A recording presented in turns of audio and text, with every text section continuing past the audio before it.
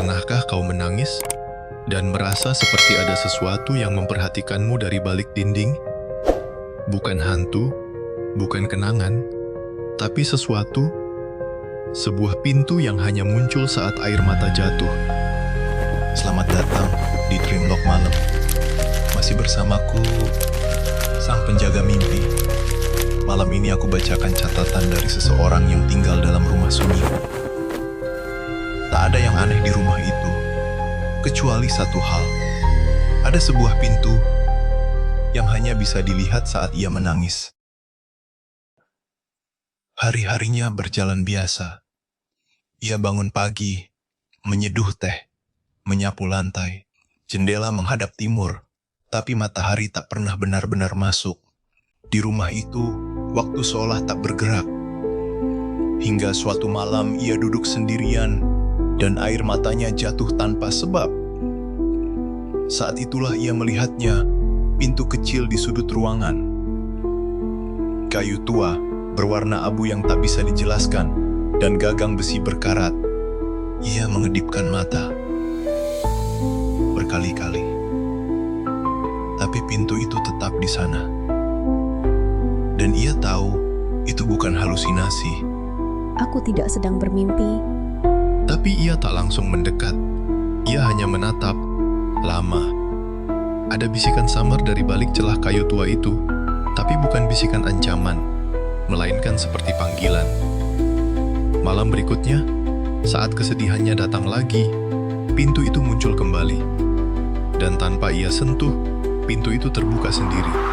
Akhirnya kamu datang lagi. Dari balik pintu, ada kabut tipis. Ruangan kosong namun terasa penuh. Apakah kau merasa takut?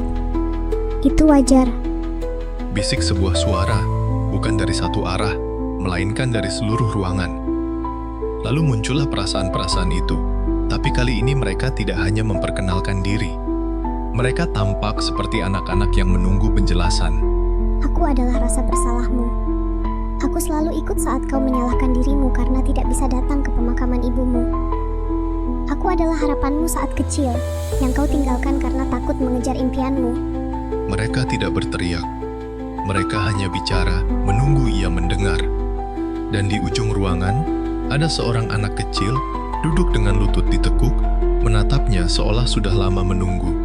Kamu selalu datang saat sudah terlalu sakit. Kata anak itu dengan suara kecil. Aku menunggumu, tapi kamu hanya datang saat menangis. Anak itu bangkit, mendekat, lalu mengulurkan tangan. Mari, kuperlihatkan sesuatu yang kau lupakan. Saat kau tertawa, aku juga ada di sana. Saat kau menang, aku juga ada.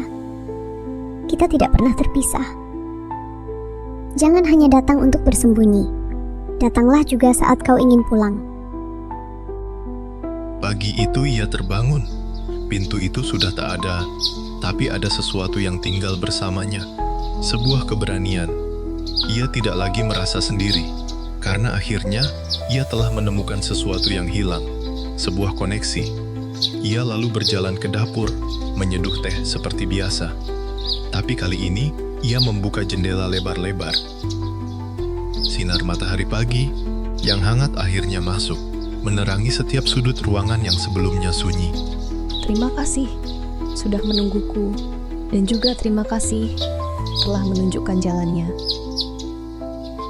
Pintu itu mungkin tak terlihat saat kita tertawa, tapi ia tidak pernah benar-benar pergi. Ia hanya menunggu saat kita cukup jujur untuk mengetuk.